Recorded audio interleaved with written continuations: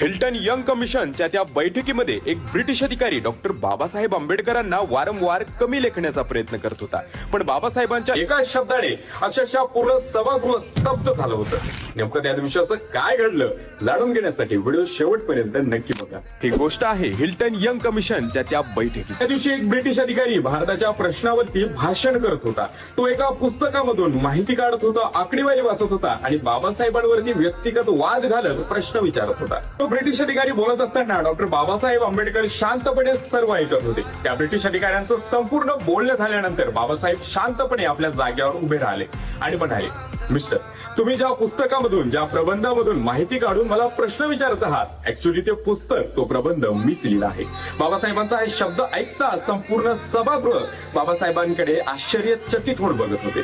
तो ब्रिटिश अधिकारी तर शर्मेने मान खाली घालून बाबासाहेबांची माफी मागत होता आणि तो ब्रिटिश अधिकारी ज्या बाबासाहेबांच्याच पुस्तकामधून माहिती काढून बाबासाहेबांनाच प्रश्न करत होता, ते पुस्तक म्हणजे द प्रॉब्लेम ऑफ रुपीज.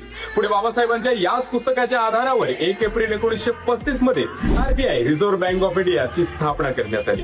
सांगायचं म्हणजे बाबासाहेबांची बुद्धिमत्ता ही खरंच विश्वाला चकित करून सोडत होती.